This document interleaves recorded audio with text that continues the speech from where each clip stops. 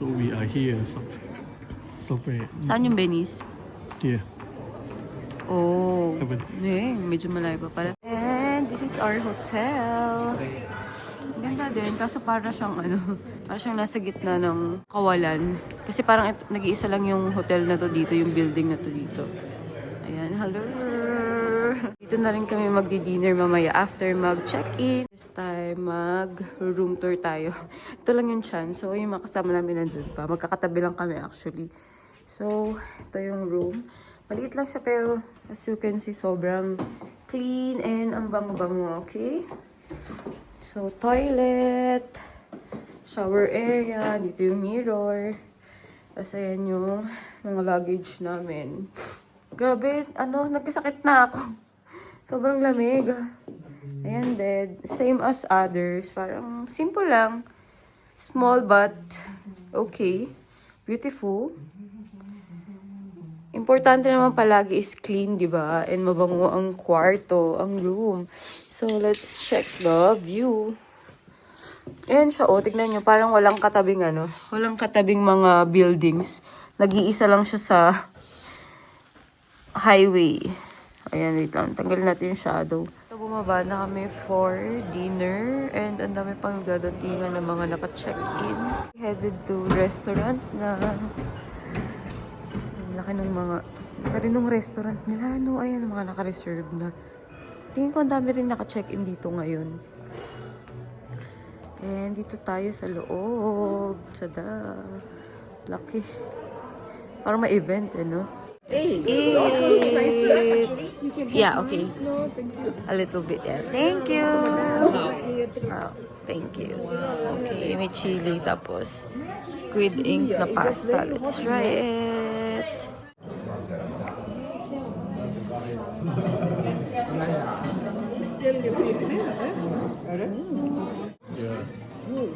I know this one. Sambal. I know this one. Let me see. Yes. So, may dala yung tour guide namin ng sambal na sauce. Okay, we'll try this. Every time I go, I buy it. Oh. Third course. Dessert na tayo. Good morning. So, kakatapos lang namin mag-breakfast. And ayan na nga, tuluyan na tayo. Nagkasakit na. Pero laban lang since andito na tayo.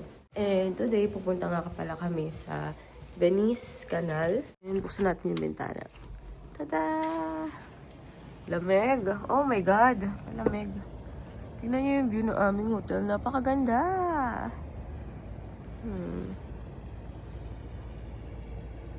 Diba? Ang peaceful. So, gusto ko tong hotel na to. Tapos pa C-shape siya. New captain today is Lucasa. So you can see this handsome-looking gentleman. He's going to be taking care of us for the next few days. Dito na tayo ngayon sa pier, going to Venice. Now, magtitake lang tayo ng another boat going to the island.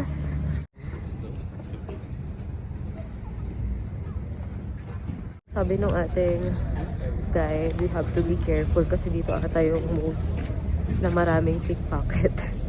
Kaya tignan nyo, buti na lang yung bag na dala ko is safe kasi hard bag to. Takas ng UV dito, tignan nyo itim nung ng eyeglass ko. Hello! This is snow. You see, this is snow. It's actual snow. Or salt. Snow, you know. This is snow. Yeah. Going in.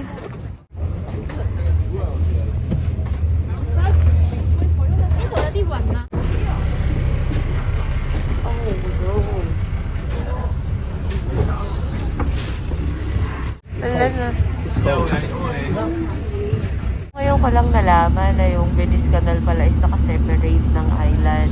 From here, going to Venice Canal, it takes 10 minutes lang.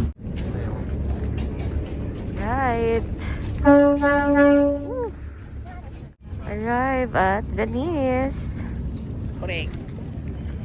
Hello, hello. Ladies and gentlemen, welcome to Venice.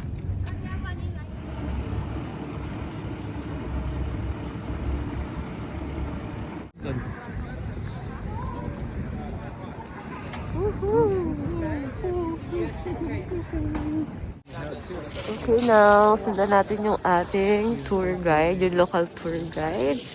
Ang ganda, no? So, medyo iba to sa mga napuntahan natin sa Rome and sa Florence. It's like a sandwich, involving a layer of gold, a layer of glass. And by the side, you have a guide belonging to the glass factory telling you some secrets about Murano glass and taking you around the place. Then, at the end of the demonstration, you're allowed to use it. Okay, actually, we don't really throw it away. We just put it back inside of the oven so we can recycle the materials. At least we don't waste anything. But we cannot sell it. That's the important thing. The most important characteristic of this glass is that it's 100% handmade. No machines. Only the talent of the master and other tools depending on the shape you want to make. And the more it decreases, the harder the glass becomes. That's why the master needs to be as fast as he can, shaping the first piece, then he open the oven again, take more glass, and continue like that with the second one. So for this reason, we use a second oven, which is called the tempera. It's a cooling oven with a temperature of around 600 degrees. You put the glass inside of that and wait for 24 hours, so it can gradually decrease in temperature without breaking. Okay, now look.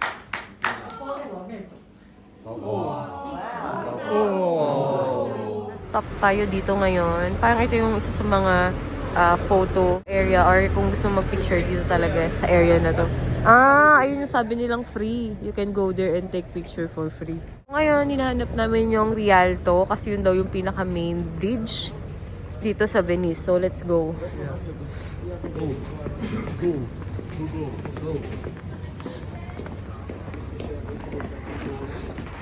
Ang Maron Esquinita type talaga siya dito. Ayan. Sabi ko kay David, bakit siya na-amaze dito? Maraming Esquinita sa Pilipinas. Punta siya ng Tondo, meron na dun. Oh, ganyan din na. Oh, same na. Let's buy some gelato again. Since we are here. Yeah. Collect. Where are we? Wow. Look at that. Asan yung map natin? Di ba we have map? Finally, nahanap na natin. Parang yan yung pinaka-main bridge, yung Rialto. Actually, malaki tong Venice. Akala ko maliit lang siya na island. Pero malaki siya. Kailangan lang natin mag-ingat ng konti. Baka tayo mawala ng gamit. Mahirap na.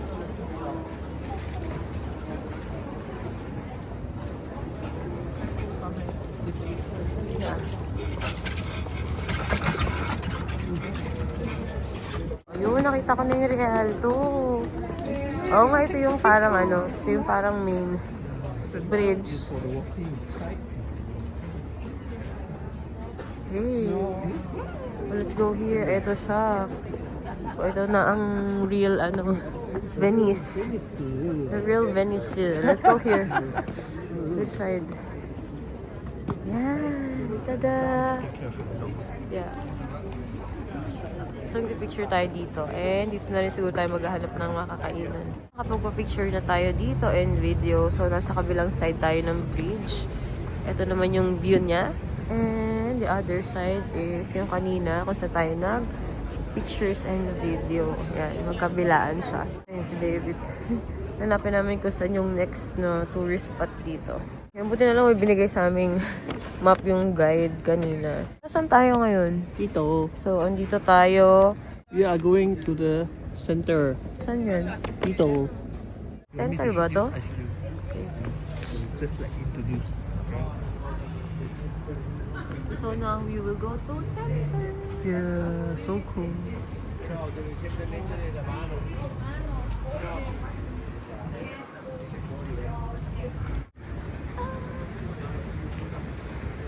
How are you?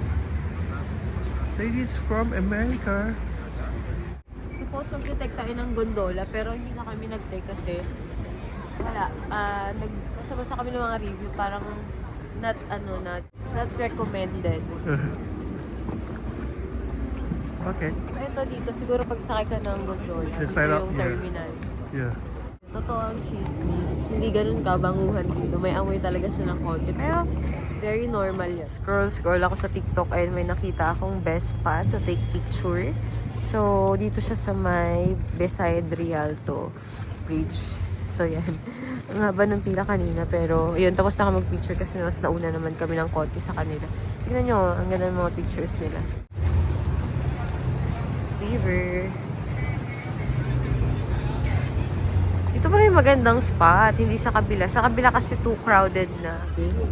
Oh, can I have the, is it a green tea? Green tea? Yeah, this one. Nice.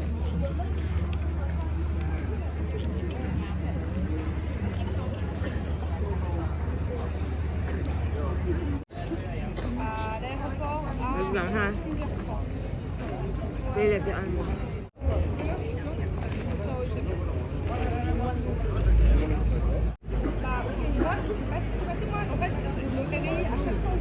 Okay, so tapos na tayo mag-lunch and now pabalik na kami ng yung church kanina kung saan kami bumaba. So pabalik na tayo doon ngayon. Was at the bridge before. Yeah. So ito yung kaninang bridge. Pabalik lang tayo kung saan tayo galing kanina. Okay.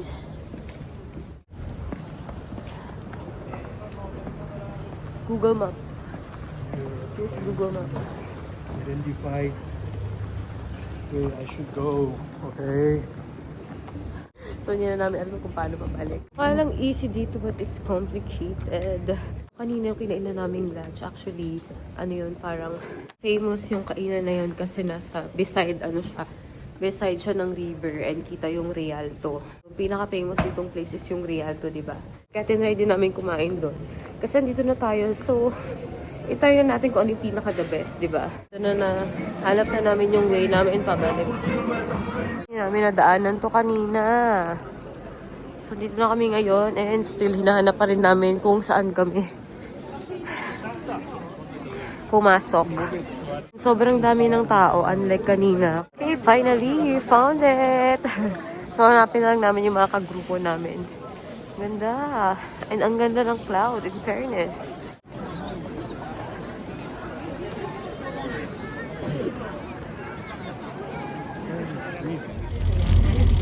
They follow like 30 minutes.